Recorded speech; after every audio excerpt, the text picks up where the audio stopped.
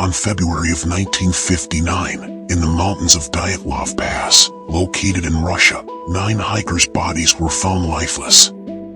Join me as we explore the mystery of Dyatlov Pass.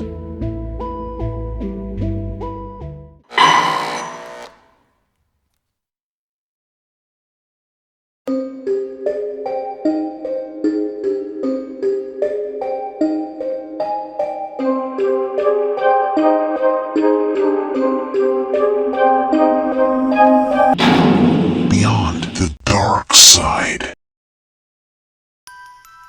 On January of 1959, a group of hikers decided to embark on a hiking expedition.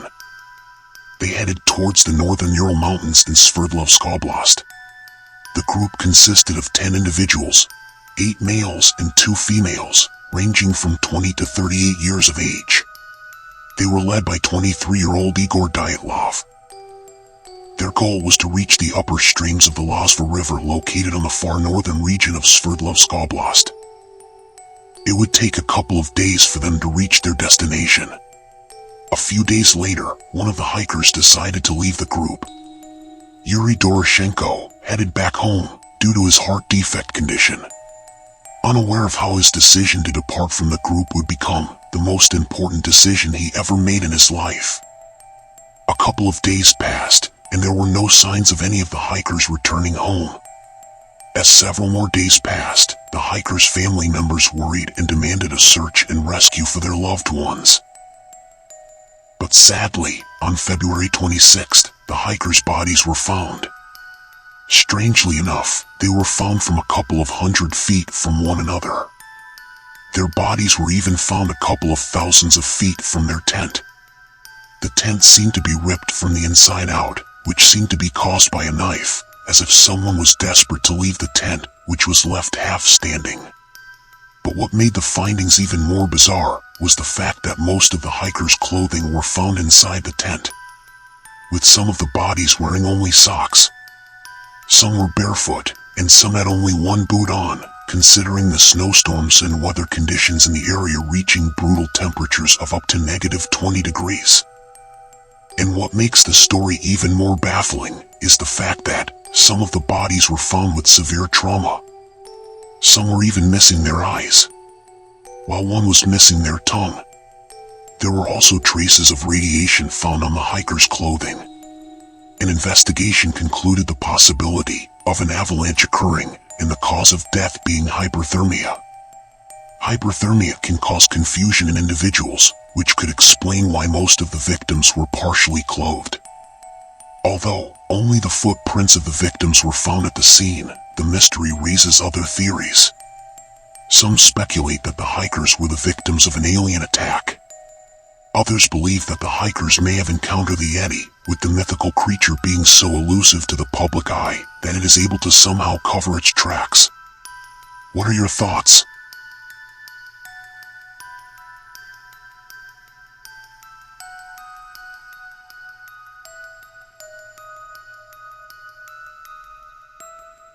In our next story, we will visit the topic of a possible reality beyond our own. A woman claims to have woken up to a world that is similar, but not quite the same world she recognizes from the night before she headed to bed.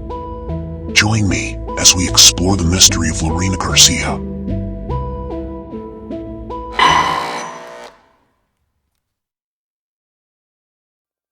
On July 16th of 2008, 41-year-old Lorena Garcia woke up with a bit of confusion. She looks down at her bed sheets and realizes they are a different color, as well as a different set than the sheets she had last night before she fell asleep. Her pajamas were also different than the ones she wore the night before. She tried to dismiss it and prepare for work, a job she had been employed for the past 20 years. As she headed out the door and walked to where her car was parked the previous day, everything seemed perfectly normal. That is, until she arrived at her job and saw a couple of unfamiliar faces. But what left her even more perplexed was that, right before she stepped into her office, the tag that was supposed to have her name on it now had someone else's name on it. Lorena thought that maybe she had probably gotten fired from her job without notice. But after connecting her PC to the company's wireless network, she realized that she was still employed with the company. However, to her surprise, Lorena saw that she now worked for a different manager, as well as a different department. This now made her question her sanity. First the bed sheets and pajamas, then the unfamiliar faces, and now this. Feeling so overwhelmed and baffled, Lorena decided to leave her job and see a doctor. Her results turned out to be normal. The doctor stated that stress could possibly be the reason why she may have created these false memories in her head. There seemed to be nothing wrong with her. Lorena decided to call her boyfriend, Augustine, who lived across the street from her. She had been dating him for about 4 months. But someone else picked up and told her she must have the wrong number. There was no one by that name. As the days passed, she tried calling several more times, but to no avail. She finally decided to hire a private investigator. But the results of the investigation turned out empty. Her boyfriend and her boyfriend's son whom she had met did not seem to exist. What made things even more shocking was when she found out that she was still in a relationship with her ex-boyfriend of 7 years, whom she had broken up with 16 months ago. It seemed that the breakup had never happened. Lost and so confused by all the inconsistencies in her personal life, Lorena tried to keep it together. But things seemed to be getting even more stranger when she reached out to her family. She asked about her sister's shoulder surgery and wanted to know about her recovery process. But her family seemed mystified by Lorena's statement. They told Lorena that her sister never had any surgery. Lorena was certain that something wasn't right. She must be losing her mind. She was convinced that she needed psychiatric help. She sought a psychiatrist. But again, her results turned out to be normal. The psychiatrist concluded, once again, that stress could possibly be the reason she maybe created these fabricated memories in her head. But Lorena was now even more adamant that this world was not the same world she once lived in. She was convinced she must have somehow woke up in a parallel universe. A world similar to hers, but not quite the same. Could Lorena have had false memories due to a manifestation of accumulated stress? Or is she forever trapped in an alternate reality, unable to return to the one she once knew? What do you think?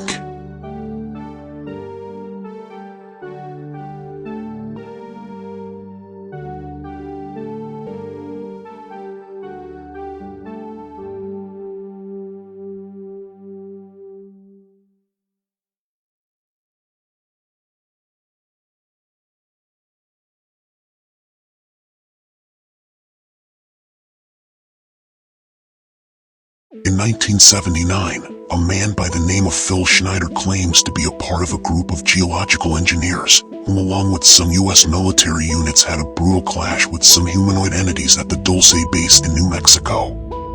Join me as we explore the Dulce Base incident.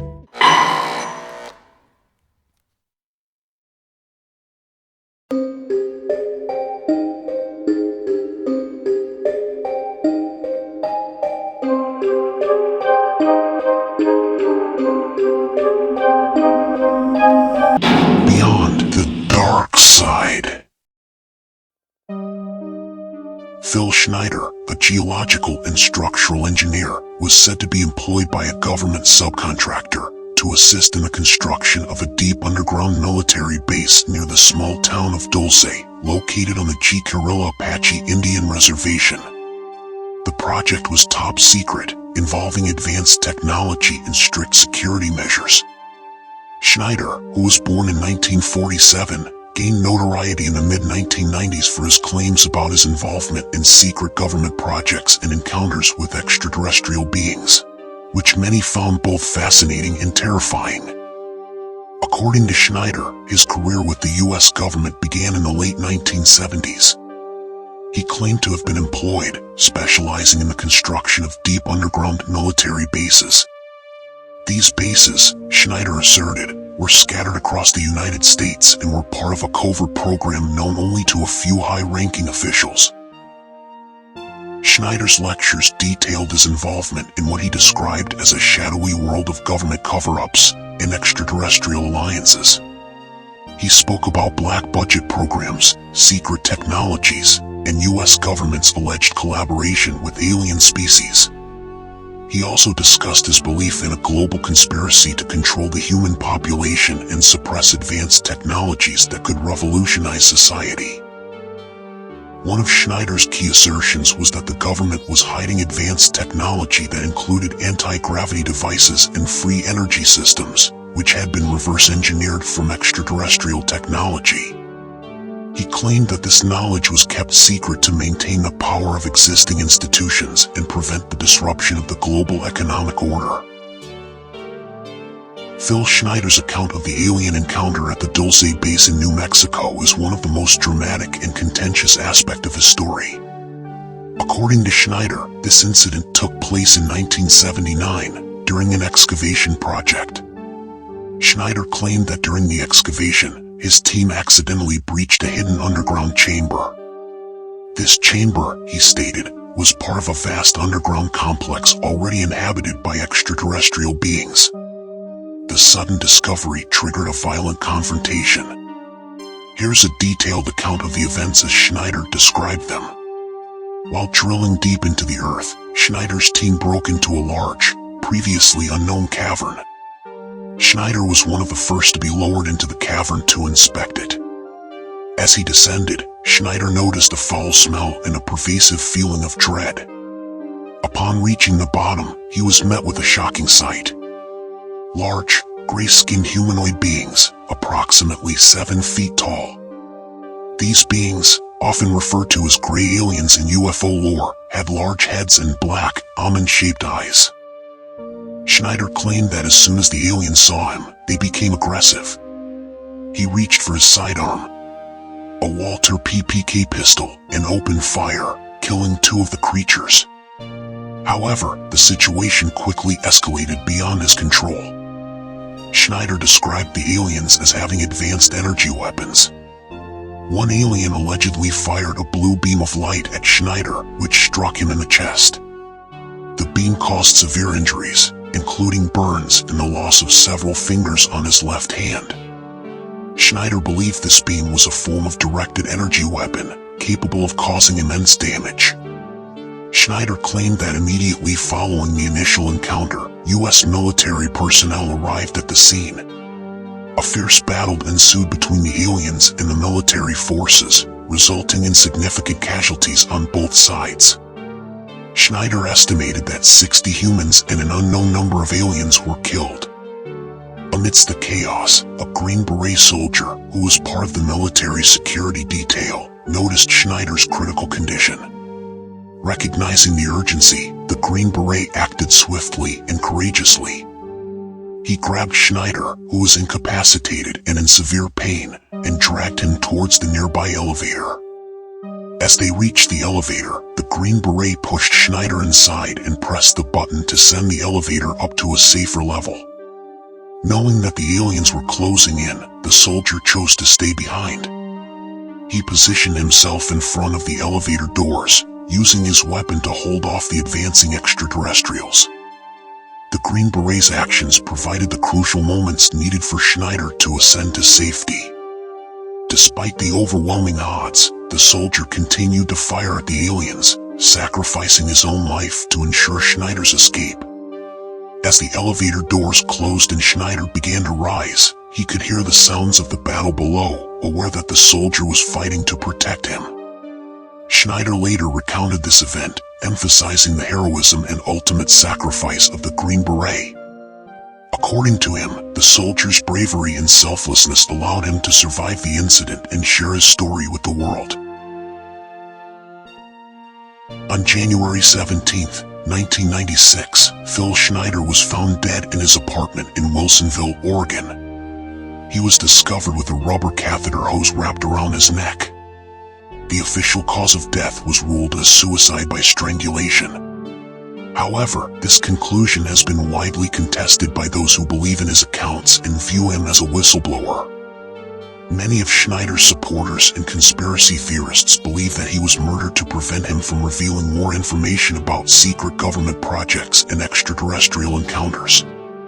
They argue that several factors surrounding his death are suspicious. Schneider's death came after a series of public lectures where he disclosed detailed information about underground bases, black budget programs, and alien technology.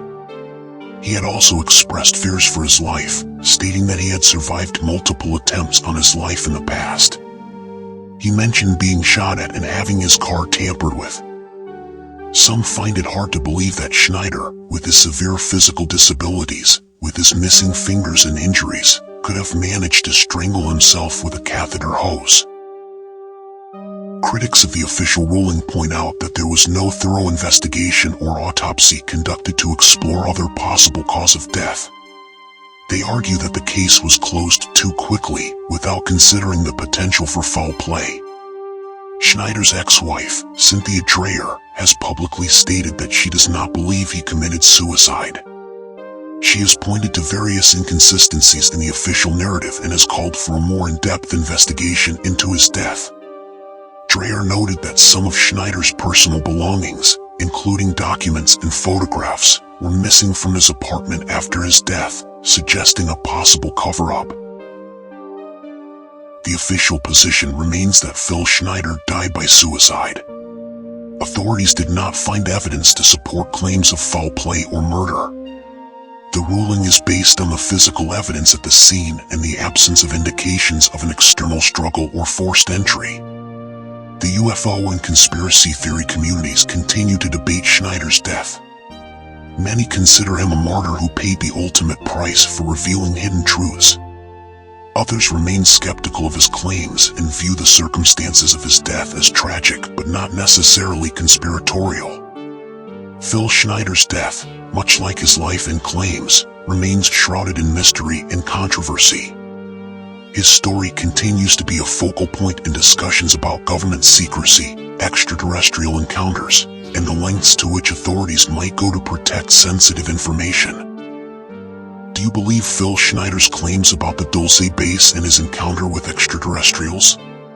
Do you think the scars and injuries Phil Schneider showed during his lectures were proof of his encounters, or could there be another explanation? How do you interpret the alleged lack of thorough investigation or autopsy in Schneider's case?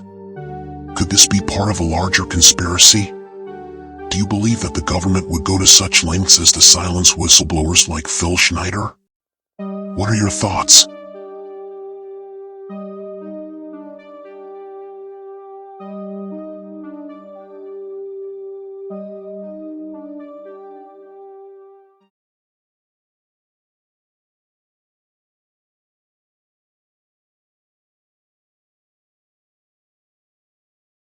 Nine-year-old Asha Degree shared a room with her 10-year-old brother. But on the morning of February 14th, a chilling discovery awaited her family. Asha had vanished without a trace. What led this bright, shy girl to leave her home in the dead of night? Join me as we unravel the mystery of Asha Degree's disappearance.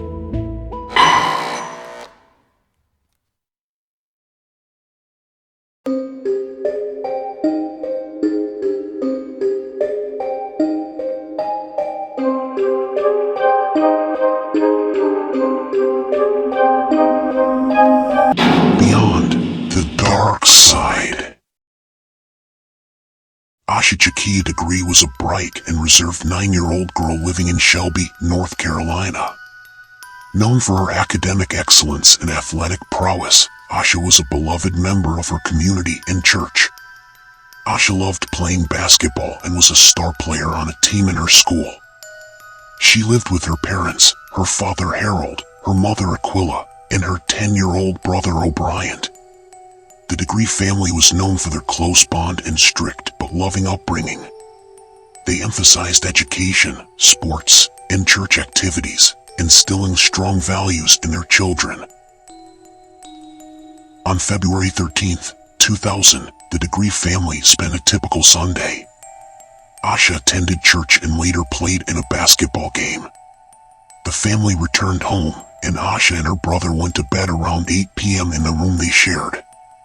But on a rainy night, a little after 2 a.m. a car accident occurred, resulting in a power outage.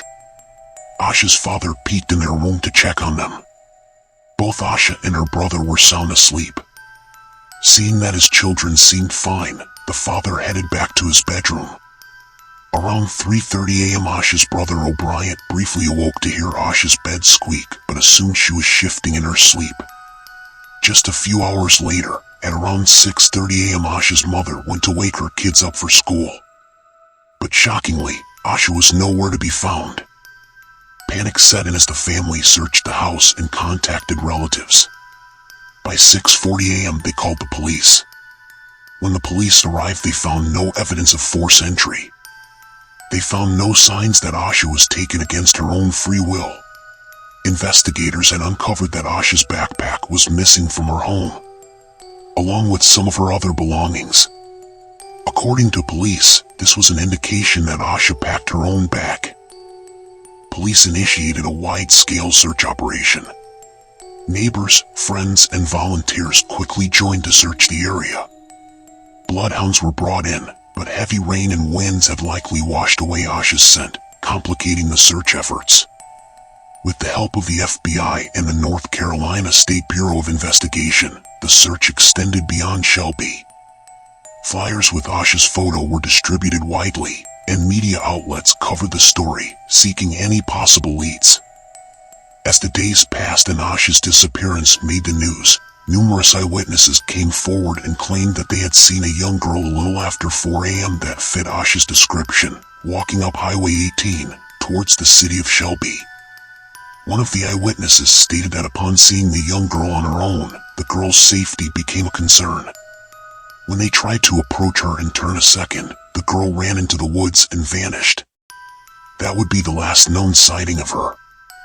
On February 17th, searchers discovered Asha's hair bow, candy wrappers, a pencil, and other small items near a shed at Turner's Upholstery along Highway 18. This location was about a mile from where she was last seen. 18 months after Asha's disappearance, a contractor found her book bag buried off Highway 18 in Burke County, about 26 miles north of Shelby. The bag contained several items, including a Dr. Seuss book belonging to Asha's school and a t-shirt from New Kids on the Block, which did not belong to Asha. This discovery revitalized interest in the case but yielded no significant breakthroughs. Over the years, the case has remained open, with periodic re-examinations and public appeals for information. In 2015, the FBI, SBI, and Cleveland County Sheriff's Office launched a renewed investigation, offering a reward for information and re-interviewing witnesses. 1 year later, the FBI released information about a vehicle of interest.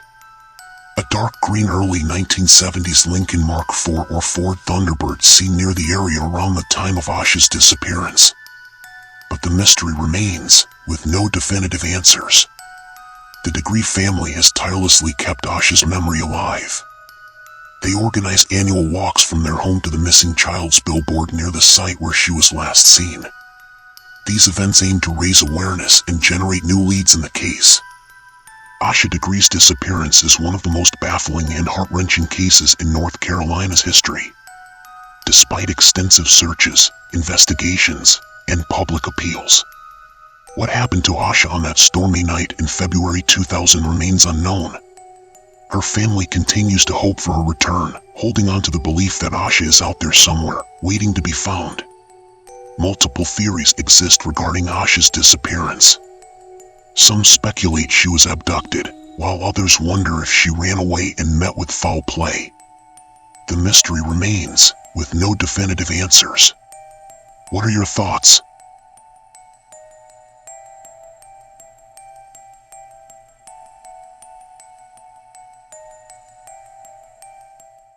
In our next story, we delve into the brutal murder of a woman which shocked the city of Chicago.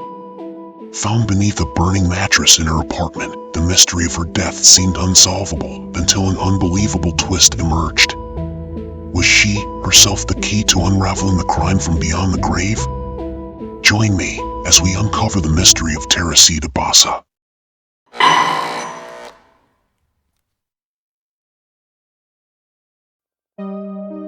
Teresita Basa was a 47-year-old respiratory therapist living in Chicago, Illinois. Originally from the Philippines, she had moved to the United States years earlier and was well-liked in her community. Teresita led a quiet life, working at Edgewater Hospital and living in a modest apartment in a high-rise building at 2740 North Pine Grove Avenue. Teresita was known to be a kind and gentle person with a passion for music. In her free time, she gave piano lessons and was involved in local cultural activities. She was not someone who had many enemies.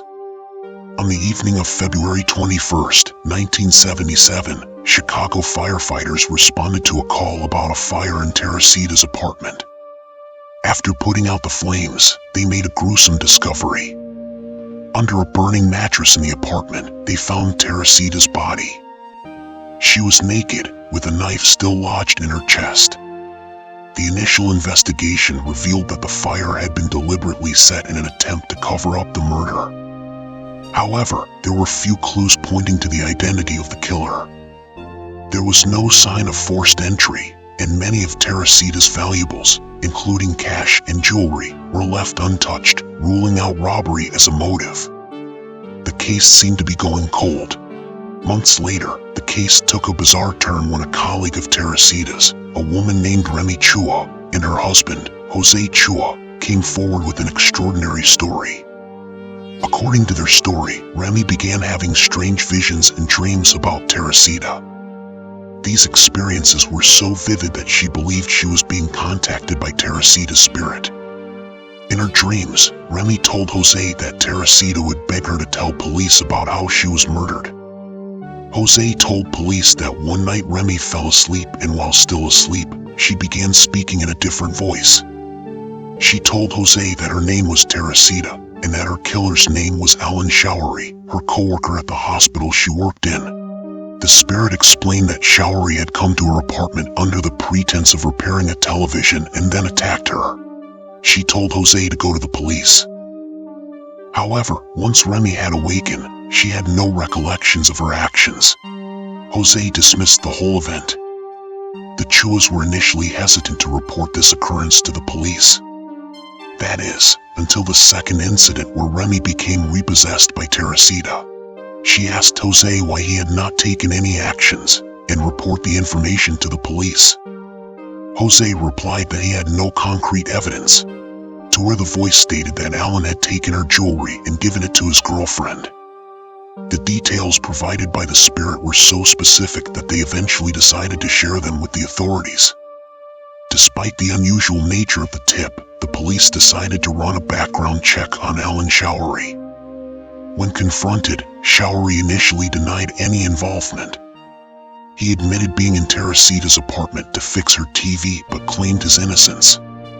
Detectives then questioned Alan's wife and asked her if Alan had recently given her any jewelry, to where she admitted that he had. The police then obtained a search warrant for Showery's apartment. During the search, they found some of Teresita's jewelry, which Showery had given to his girlfriend, just as the spirit had claimed. Faced with the evidence, Showery eventually confessed to the crime. He admitted to killing Teresita Basa in a brutal attack and then setting her body on fire to cover up his tracks. His motive appeared to be robbery, as he had hoped to steal money from Teresita but ultimately left with only her jewelry.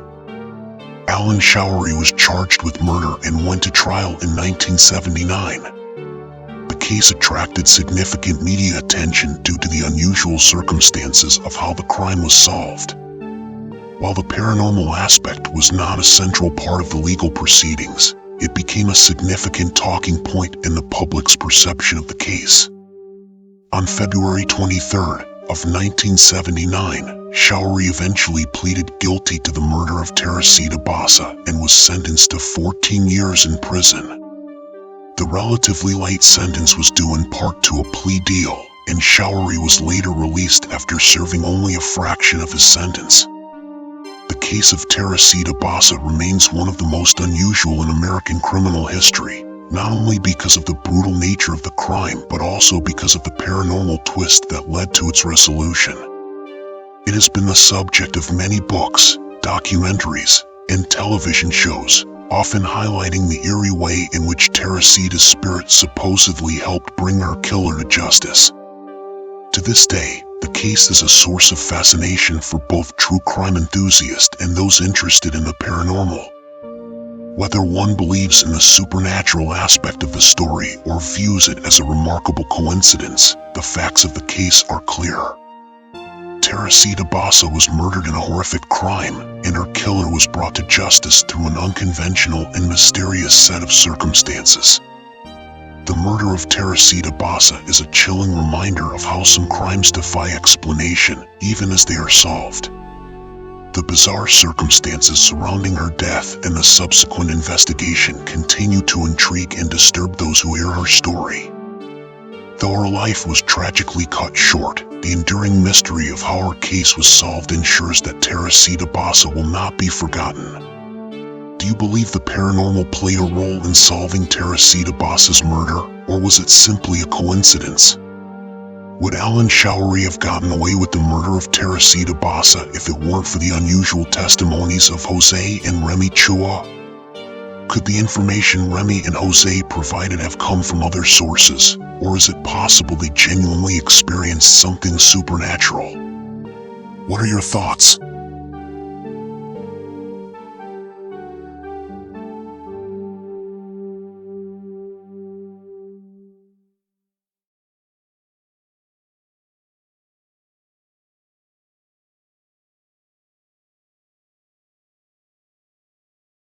Located in the remote Uinta Basin of Utah, Skinwalker Ranch has become synonymous with unexplained phenomena and paranormal activity. The Sherman family, who purchased the ranch in the early 1990s, quickly found themselves at the center of bizarre and terrifying events, ranging from UFO sightings to strange creatures, and even livestock mutilations. What they experienced on this seemingly ordinary piece of land would leave them in the world, questioning the very nature of reality. Join me as we delve into the mystery of Skinwalker Ranch.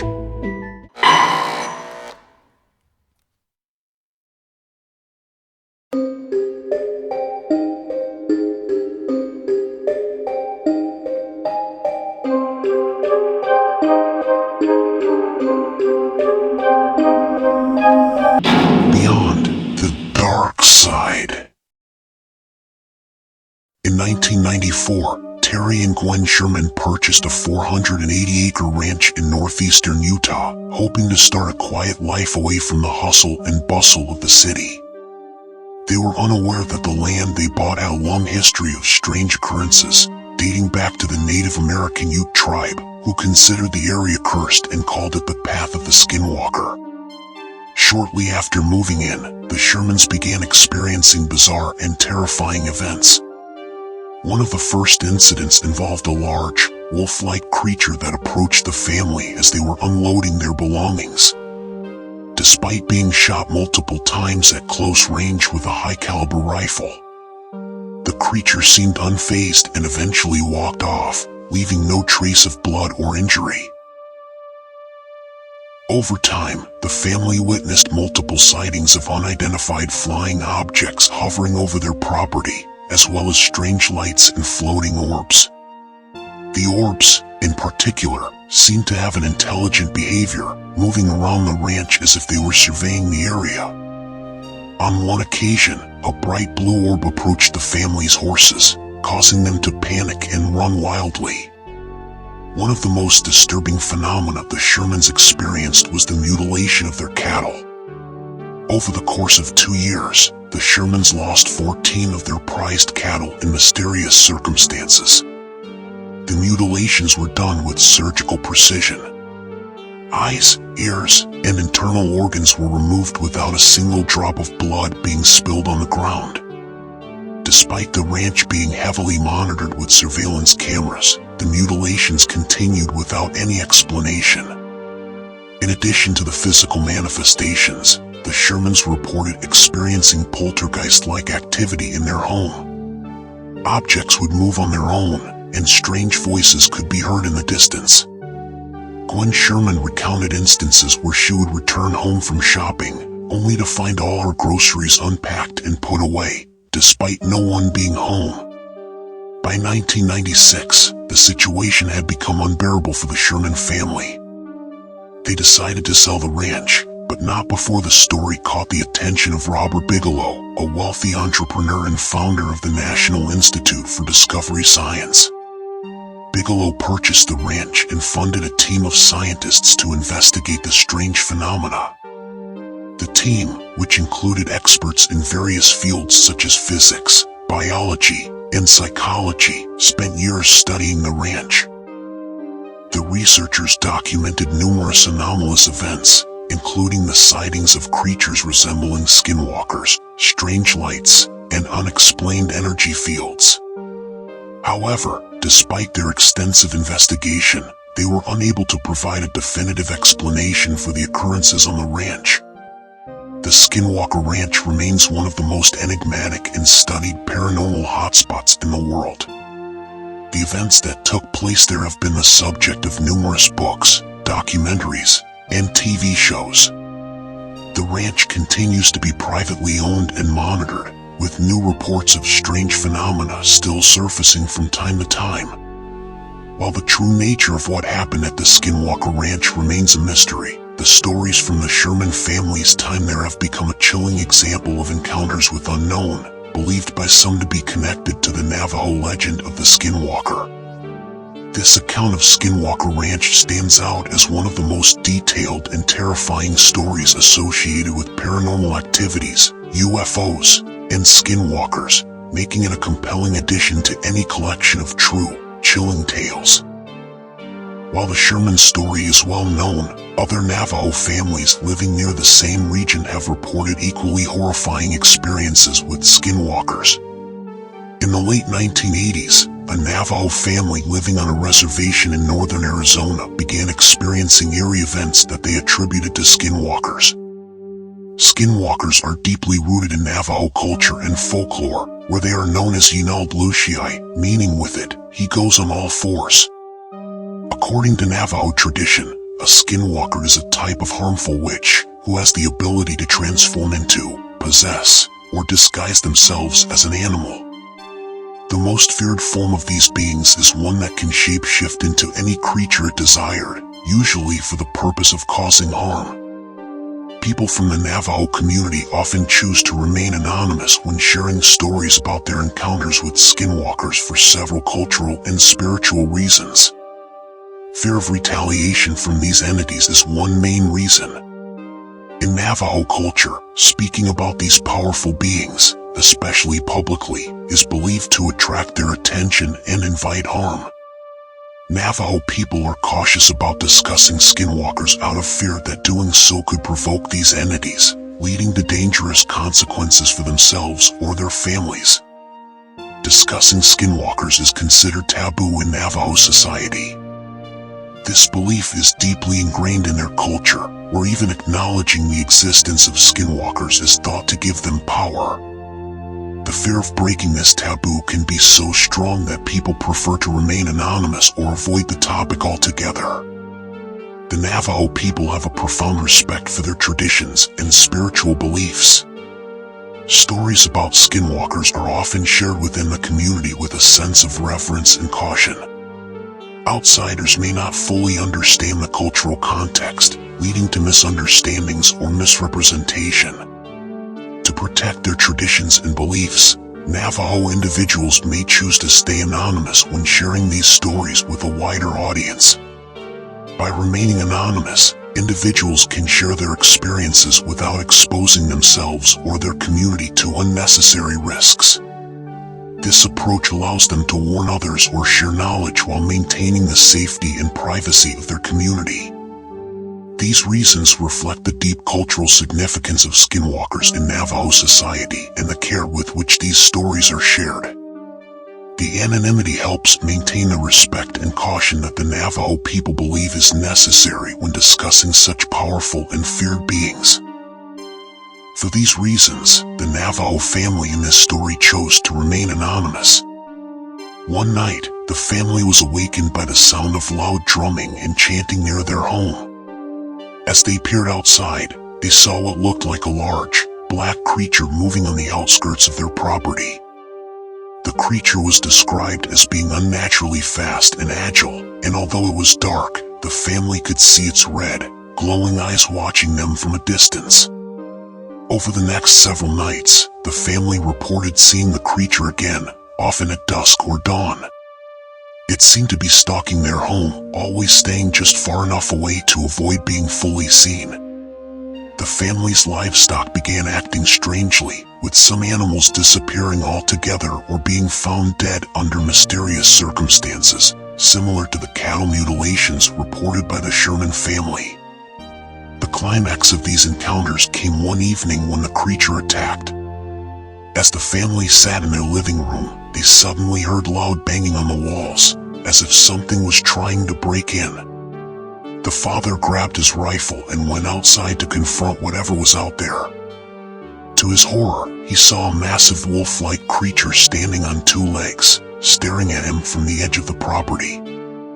He fired several shots, but the creature seemed to disappear into thin air. When he returned to the house, he found deep scratches on the windows and doors, as if something had been trying to force its way inside. The family believed they were being targeted by a skinwalker and sought help from a Navajo medicine man. The medicine man performed a protection ritual, which included burning sage and using sacred herbs to create a protective barrier around the family's home. He also warned the family not to speak about the creature to outsiders, as even discussing skinwalkers is believed to draw their attention. After the ritual, the disturbances gradually ceased, and the family did not see the creature again. However, the fear and trauma from the encounters lingered, and the family was convinced that they had been targeted by a skinwalker. This account is significant because it reflects the deep cultural beliefs of the Navajo people regarding skinwalkers. Unlike many urban legends, skinwalkers are not considered mere myths by the Navajo but are treated as very real and dangerous beings. Encounters like this one described are not uncommon in the Navajo community, where they are taken very seriously and are often dealt with through traditional spiritual practices. Accounts from Navajo families living on the reservation are reported in interviews and cultural studies. These encounters with skinwalkers offer a chilling glimpse into the very real fear these entities instill in those who believe in them. Do you believe the wolf-like creature that tormented the family was truly a skinwalker, or could it have been a misidentified animal? Do you believe the Shermans' encounters with UFOs and strange creatures were genuine, or could they have been influenced by the history and legends surrounding the ranch? Do you think these legends are rooted in real experiences, or are they primarily cultural stories that have taken on a life of their own over time? What are your thoughts?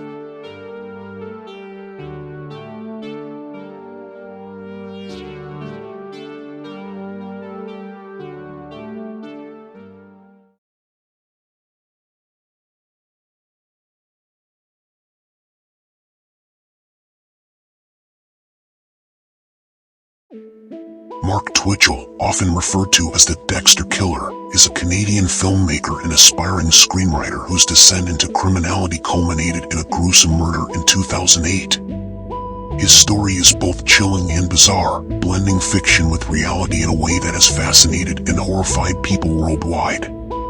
Join me as we explore the chilling true tale of the Dexter Killer.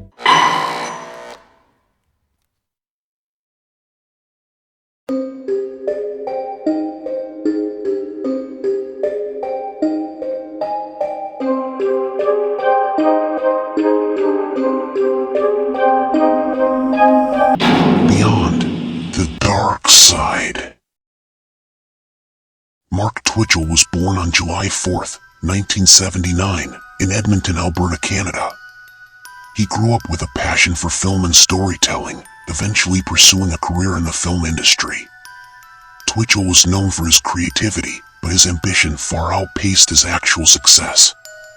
Despite his limited achievements, he maintained an active online presence, promoting himself as a filmmaker and screenwriter.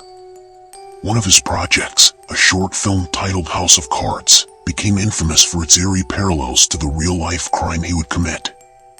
This film, produced in September 2008, depicted a man luring a victim through an online dating site and then brutally murdering him in a garage.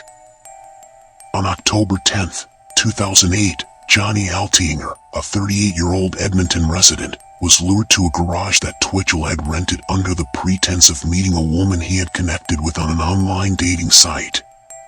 Unbeknownst to Altinger, the garage was the exact location where Twitchell had filmed House of Cards just weeks earlier.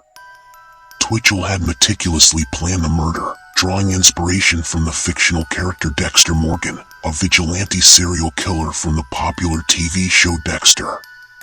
Twitchell idolized the character, and his fascination with Dexter's double life as a killer and a seemingly normal citizen influenced his own behavior.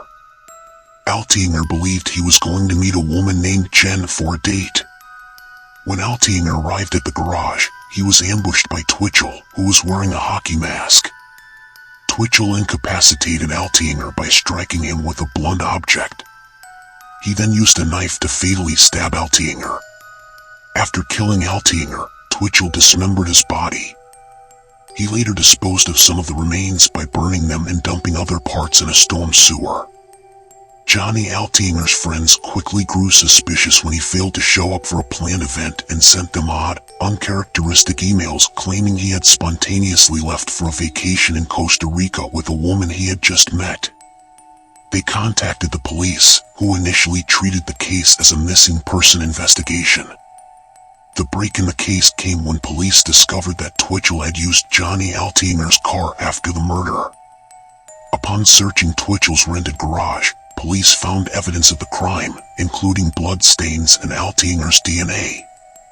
Additionally, a deleted but recoverable document on Twitchell's computer, titled SK Confessions, short for Serial Killer Confessions, detailed the planning and execution of the murder in a chillingly matter-of-fact tone. Although Twitchell claimed it was merely a work of fiction, the document closely matched the actual events of Altinger's death. Twitchell was arrested on October 31, 2008, and charged with first-degree murder. The trial of Mark Twitchell in 2011 captivated the public. Prosecutors presented overwhelming evidence of his guilt, including the SK Confessions document, the evidence found in the garage, and the testimony of a man named Gillis Tatro, who had narrowly escaped a similar fate at Twitchell's hands just a week before Altinger's murder.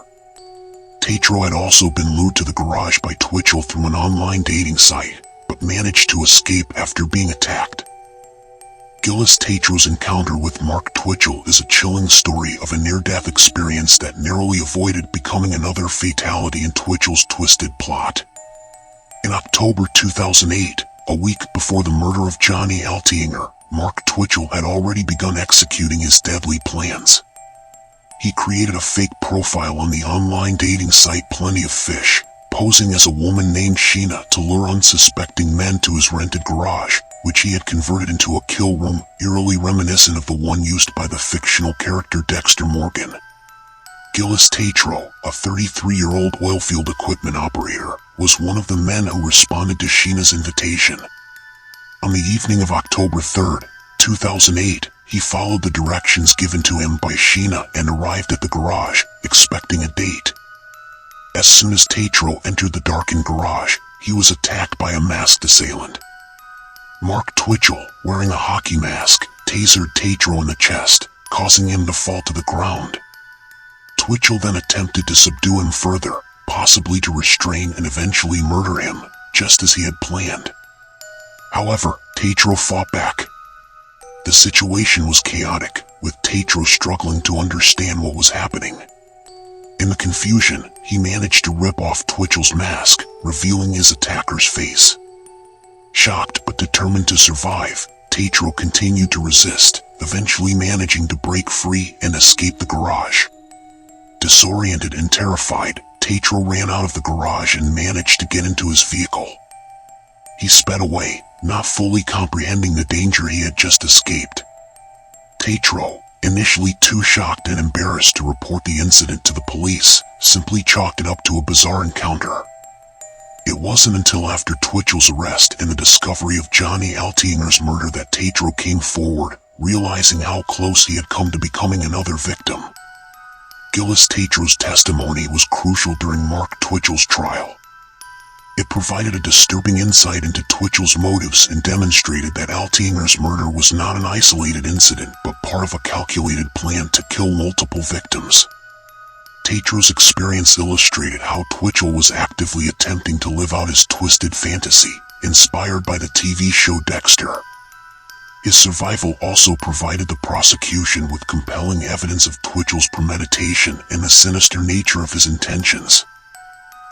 Twitchell's defense tried to argue that the murder was not premeditated and that the SK Confessions document was purely fictional, but the jury was not convinced. On April 12, 2011, Mark Twitchell was found guilty of first-degree murder and sentenced to life in prison without the possibility of parole for 25 years. The case of Mark Twitchell continues to be a subject of fascination due to its macabre blend of reality and fiction. His obsession with the character Dexter Morgan and the gruesome crime he committed have been explored in various true crime books, documentaries, and podcasts. Twitchell's crime has also sparked discussions about the potential influence of violent media on susceptible individuals.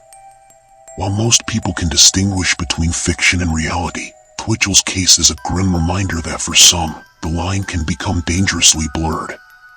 To this day, Twitchell remains incarcerated, and the murder of Johnny Altinger is remembered as one of the most bizarre and disturbing crimes in Canadian history. Do you think Twitchell's obsession with the TV show Dexter influenced him to commit murder, or was he already predisposed to violence? How significant do you think Gillis Tatro's escape was in helping to bring Mark Twitchell to justice?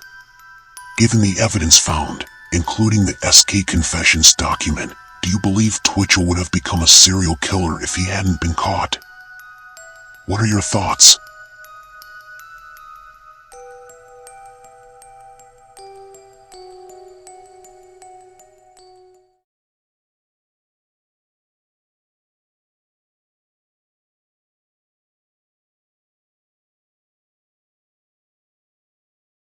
In the late 1960s, in a small quiet town on the banks of the Ohio River, in Point Pleasant, West Virginia, this peaceful community became the epicenter of one of America's most chilling urban legends. Over a span of 13 months, dozens of residents reported seeing a mysterious creature. A towering figure with large glowing red eyes and massive wings. Join me as we delve into the mystery of the Mothman.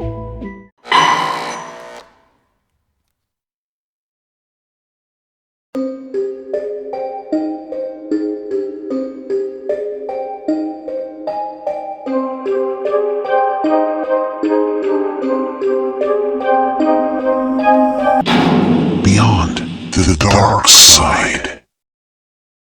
The Mothman sightings in Point Pleasant, West Virginia, between 1966 and 1967 are among the most famous cryptid encounters in American folklore. The first reported sighting of what would become known as the Mothman occurred on November 12, 1966. 5 men were digging a grave in a cemetery near Clendenin, West Virginia, about an hour from Point Pleasant. As they worked, they saw a figure rise from the nearby trees. They described it as a brown human being with wings. The creature did not attack or interact with them, but flew over their heads and disappeared into the trees.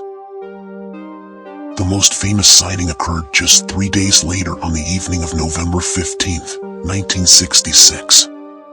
2 young couples, Roger and Linda Scarberry, and Steve and Mary Millette, were driving near the TNT area, a World War II munitions site outside of Point Pleasant.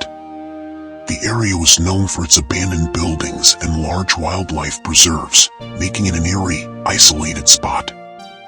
As they drove past an old power plant, Linda Scarberry noticed two large glowing red eyes in the darkness. The eyes belonged to a creature that was standing on the side of the road. The couples described it as a humanoid figure, about 6 to 7 feet tall, with wings folded against its back. Its eyes were hypnotic and seemed to shine when the car headlights hit them. Terrified, Roger Scarberry sped away from the site, but the creature took flight and followed them. The group later reported that the creature flew at incredible speeds, keeping up with their car even as they accelerated to over 100 miles per hour. The creature didn't flap its wings, but instead glided effortlessly through the air. It chased the car to the outskirts of Point Pleasant before veering off into the night. Once they reached town, the couples immediately went to the Mason County Courthouse and reported their encounter to Deputy Millard Halstead. The deputy noted that the group was visibly shaken and genuinely scared. Despite their fear, they agreed to return to the TNT area with Halstead, but the creature was nowhere to be found. The next day, the local newspaper, the Point Pleasant Register, published the story with the headline "Couples See Man-Sized Bird Creature." This sparked widespread interest and fear in the community. Over the following days, numerous other people came forward reporting similar sightings of a large winged creature with glowing red eyes. On November 16th, Marcella Bennett was visiting friends who lived near the TNT area. As she exited her car, she noticed a strange figure near the vehicle. Bennett described it as a large, gray, man-like creature with glowing red eyes. It began to move towards her, and in a panic, she dropped her young child and fell to the ground. The creature seemed to loom over her, but then it suddenly flew away. Bennett, traumatized by the experience, became hysterical and had to be taken to the hospital. In the following months, dozens of sightings were reported in and around Point Pleasant. Witnesses consistently described a creature that was humanoid in shape, about 6 to 7 feet tall, with large wings and glowing red eyes. The creature was often seen flying near the TNT area, but sightings were also reported in other parts of town. One such sighting involved a woman named Connie Carpenter. On November 27, 1966, she was driving home from church when she saw a large figure standing on the road. As she approached, the figure unfolded its wings and took off straight up into the sky. Carpenter described the creature as having no visible head, with the eyes situated on its chest. After the sighting, Carpenter suffered from conjunctivitis, a condition that causes swelling and irritation in the eyes, which she attributed to the creature's glowing red eyes. Another notable encounter involved Noel Partridge, a local contractor who lived in Salem, West Virginia, about 90 miles from Point Pleasant. On the night of November 16th, Partridge's television began to malfunction, emitting strange noises and patterns. His dog, Bandit, began to howl towards the barn outside. When Partridge went outside to investigate, he saw two large, red eyes reflected in a flashlight beam. Bandit ran towards the creature, and Partridge hurried back inside, terrified. The next day, Bandit was gone, and Partridge found large paw prints near the barn. He believed the creature had taken his dog. The sightings continued into 1967, with many in Point Pleasant growing increasingly anxious. Some believed the creature was a harbinger of doom, a theory that seemed to be confirmed on December 15, 1967. On that day, the Silver Bridge, which connected Point Pleasant to Gallipolis, Ohio, suddenly collapsed during rush hour traffic, sending 46 people to their deaths in the icy Ohio River. After the disaster, the Mothman sightings abruptly stopped. Many locals began to connect the creature with the bridge collapse, believing it was a warning of the impending tragedy. This connection further solidified the legend of the Mothman as an omen of disaster. The events in Point Pleasant between 1966 and 1967 have left a lasting impact on the town. The Mothman legend has been the subject of books, documentaries, and even a Hollywood film, The Mothman Prophecies. Each year, the town hosts the Mothman Festival, celebrating the legend that has become an integral part of its identity. Those skeptics argue that the Mothman sightings were a combination of mass hysteria, misidentifications, and hoaxes. The witnesses remain convinced of what they saw. To this day, the Mothman remains one of the most enduring mysteries in American folklore, a symbol of fear, mystery, and the unknown. This detailed account provides an overview of the key witness experiences during the Mothman sightings in Point Pleasant, capturing the eerie atmosphere and the lasting impact of the events. Do you believe the Mothman was a real creature, or could it have been a case of mass hysteria or misidentification? The Mothman is often seen as a harbinger of doom. Do you think the sightings were connected to the Silver Bridge collapse, or was it just a tragic coincidence? Do you think there are other explanations for the glowing red eyes and large wings reported by witnesses, such as government experiments or an undiscovered species? Do you think the Mothman legend has had a positive or negative impact on the town of Point Pleasant? What are your thoughts?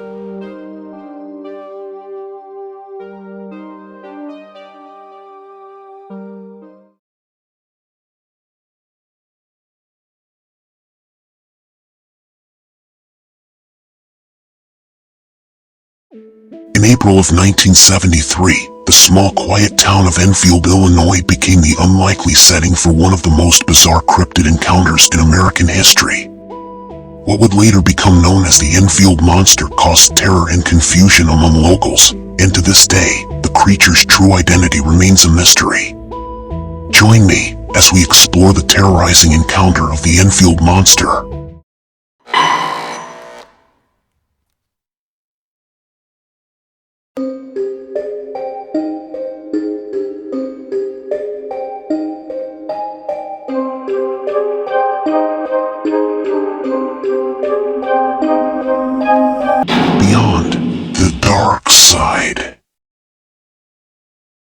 The story began on the night of April 25, 1973, when local resident Henry McDaniel and his family experienced something that would shake them to their core. It was around 9:30 p.m. when McDaniel, a straightforward and practical man, returned home from a trip to town. His wife and children were already in bed, but as soon as he entered the house, his children rushed to him, terrified. They claimed to have heard something scratching at the front door, something unlike anything they had ever heard before. At first, McDaniel thought it might have been a stray dog or perhaps a raccoon. He grabbed a flashlight and his .22 caliber pistol and cautiously made his way to the door to investigate. But nothing could have prepared him for what he saw next. When McDaniel opened the door, he was confronted by a sight so bizarre it would later baffle police, cryptozoologists, and skeptics alike. Standing just outside his house was a creature that defied explanation. According to McDaniel, the creature was short, around 5 feet tall, and had 3 legs, with 2 of them used for walking and the third protruding from its chest. It had short, stubby arms with claws, and most disturbingly, its eyes were large, glowing pink in the darkness. The creature's body was covered in grayish slimy skin, and it appeared to be hopping rather than walking, moving in a manner completely foreign to anything McDaniel had ever seen. Shocked and terrified, McDaniel raised his pistol and fired several shots at the creature. To his astonishment, the bullets appeared to have little to no effect on the monster. It let out a hissing noise, a sound McDaniel would later describe as being somewhat like that of a wildcat, and then bounded away in huge leaps, covering 50 to 75 feet in a single jump before vanishing into the darkness. In disbelief, McDaniel called the local police, who responded quickly. When the authorities arrived, they could find no trace of the creature, but they did notice odd footprints near the house. The tracks were strange, resembling those of a 3-legged animal, with each print being 4 inches wide. Despite these unusual findings, the police couldn't explain what McDaniel had seen or what had left the tracks. The news of the sighting quickly spread through the small town, and soon, people from surrounding areas came to investigate. Reports of the creature began to multiply. Several townspeople claimed to have seen the strange entity over the next few days, describing a gray, hopping creature with glowing red or pink eyes. One particularly notable sighting came from a group of young boys who claimed to have encountered the monster while playing near an abandoned railroad track. They described the creature in much the same way as McDaniel had, short, with 3 legs and large glowing eyes. Like McDaniel, they were left shaken by the encounter, and the sightings continued to generate fear and fascination in equal measure. As interest in the creature grew, so did skepticism. Some speculated that McDaniel and the others had simply mistaken a kangaroo for a monster, as one had reportedly escaped from a nearby zoo around the same time. McDaniel, however, was adamant that what he saw was no kangaroo. In a later interview, he said, "If they do find it, they will find more than one, and they won't be from this planet, I can tell you that." Despite the skepticism, the legend of the Enfield Monster persisted. Paranormal investigators and cryptozoologists became interested in the case, and some even visited Enfield to try and uncover more information. One such investigator, Loren Coleman, a well-known cryptozoologist, traveled to the town to interview witnesses and examine the evidence. Coleman found the case to be compelling, and although he couldn't definitively identify the creature, he concluded that the sightings were genuine and worthy of further investigation. The Enfield Monster sightings continued sporadically for several weeks before fading into obscurity. To this day, no one knows exactly what terrorized the town of Enfield in 1973. Some believe it was a misidentified animal, while others think it could have been an alien or a creature from another dimension. Whatever it was, the monster left a lasting impression on the people of Enfield. For Henry McDaniel, the encounter would haunt him for the rest of his life. He remained firm in his account of what happened that night, never backing down despite the skepticism and ridicule from some members of the community. His story remains one of the most mysterious and eerie cryptid encounters in Illinois history. Before Henry McDaniel's encounter, there was another case of the Enfield Monster that did not get as much attention as McDaniel's incident. On the same day of April 25th, there was another sighting by a young boy named Greg Garrett, who lived nearby. Greg claimed that while playing outside in his yard, a strange creature attacked him. He described the creature as small, gray, and hairy, with glowing red eyes. The creature allegedly stepped on his shoes, tearing them with its claws. Greg, terrified, ran inside and told his parents. This happened only a short distance from McDaniel's home and just 30 minutes before his encounter. This detail ties the creature's presence to more than one person that night. While the core events of the Enfield Monster story focus on Henry McDaniel's encounter, there are additional sightings and theories that can enrich the narrative. Greg Garrett's encounter, the strange tracks, the media attention, and cryptozoologist Loren Coleman's investigation all add layers of intrigue to the case. Although no new sightings of the Enfield Monster have been reported in recent years, the story continues to be a compelling part of cryptid lore. A tale of an otherworldly creature that appeared in the darkness, terrorized a small town, and vanished without a trace. What do you think the Enfield Monster really was? If the creature wasn't a kangaroo, what could explain the 3-legged footprints found near McDaniel's home? Do you think the multiple witnesses in Enfield add credibility to the story, or could it be a case of mass hysteria? What are your thoughts?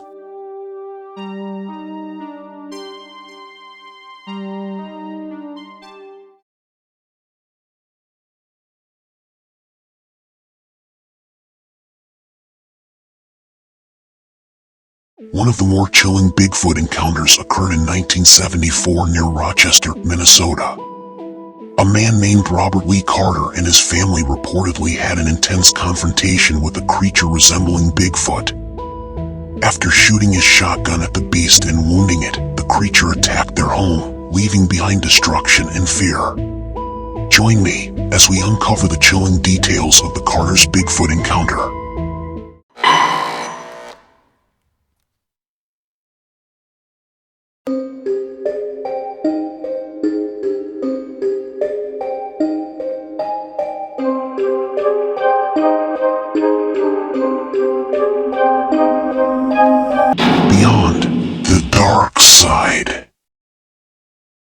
In 1974, in the quiet rural outskirts of Rochester, Minnesota, the Carter family began to experience strange, eerie events that would soon escalate into one of the most harrowing and bizarre Bigfoot encounters ever reported.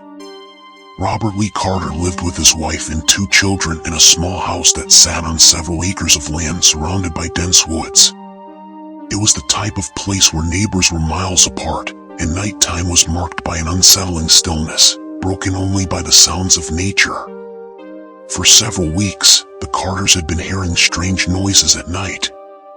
At first, it was nothing too alarming, just the typical sounds one might expect living in a wooded area. However, these noises soon grew more persistent and unsettling. There were the sounds of branches snapping, heavy footfalls on the ground, and what Robert described as a low growling sound, unlike any animal he had ever heard before. His initial thought was that it might be a bear or perhaps a group of coyotes. One evening, Robert stepped out onto the porch after hearing what sounded like something rummaging near the back of the house. As he scanned the tree line with a flashlight, his beam caught something that made his heart skip a beat.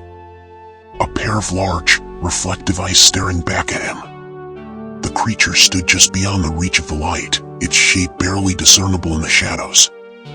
From what Robert could make out, the figure was tall, broad-shouldered, and covered in what appeared to be dark fur. Shaken but unsure of what he had seen, Robert went back inside, locking the doors and windows. He didn't tell his wife or children what he had seen, hoping that it had just been an animal passing through. However, over the next few nights, the sightings continued. Each time, the figure seemed to be getting bolder, coming closer to the house. Once, Robert even saw the creature standing in their yard in the fading light of dusk, watching the house silently. After these sightings, Robert started keeping his shotgun nearby, just in case. His unease grew as the creature's visits became more frequent. Carter was unable to hide what he had witnessed. As the days passed, on multiple occasions, Carter and his family saw the creature standing near the tree line at dusk, watching them. Described as being tall, hairy, and bipedal, with glowing eyes that reflected in the dark, the figure was unlike any known animal. The family became increasingly uneasy as the creature began moving closer to their home each night. Despite attempts to scare it off by making loud noises, the mysterious figure continued to linger on their property. One night, as the family sat down for dinner, they heard what sounded like something brushing up against the side of the house, followed by a loud thud. When Robert rushed to the door, shotgun in hand, he saw the same creature again, standing just a few feet from the porch. Without hesitation, Robert fired a warning shot into the air, hoping to scare it off. The creature let out a terrifying, guttural growl before retreating into the woods, but Robert knew this wasn't over. A few nights later, the creature came back, and this time, it was even closer. One particularly fateful night, the family's worst fears were realized. Around midnight, Robert heard something moving just outside the house. He grabbed his shotgun and went outside, expecting to scare the creature off once more. But this time, the creature was not just watching from a distance, it was walking toward the house. Standing face to face with the creature in the moonlight, Robert realized just how massive it was. It towered over him, standing at least 7 feet tall, with broad shoulders and long, muscular arms. Its body was covered in thick, matted hair, and its face was a grotesque mix of human and ape-like features. Fearing for his family's safety, Robert aimed his shotgun and fired directly at the creature. The blast struck it in the shoulder, and the creature let out a deafening roar before turning and running into the woods. Robert, still in shock, rushed back inside, knowing they had to leave immediately. The family quickly packed up their things and drove to a relative's house for the night, too terrified to stay in their home any longer. The next day, when they returned to the house, they were met with a horrifying sight. The door had been forced open and the inside of the house was completely destroyed. Furniture had been overturned, dishes were smashed, and it looked as though something had rampaged through the home in a blind fury. The family was convinced that the creature had returned after they fled, possibly seeking revenge for being shot. Despite the damage, there was no clear evidence left behind that could explain what had happened. There were no footprints, no fur, and no other physical signs of the creature. Local authorities were baffled by the incident, and with no concrete evidence, the story remained nothing more than a terrifying unsolved mystery. The Carter family, deeply shaken by the ordeal, moved away from the area not long after, unwilling to risk another encounter with the unknown. The story of Robert Lee Carter and his family has since become one of the most bizarre and unsettling Bigfoot encounters ever recorded.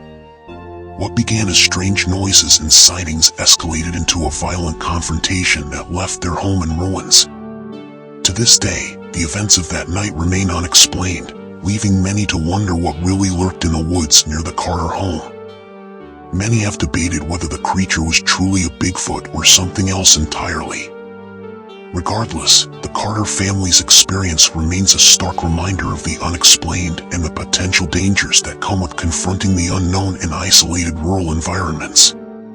This account remains one of the most compelling Bigfoot stories due to its violent climax and the chilling aftermath.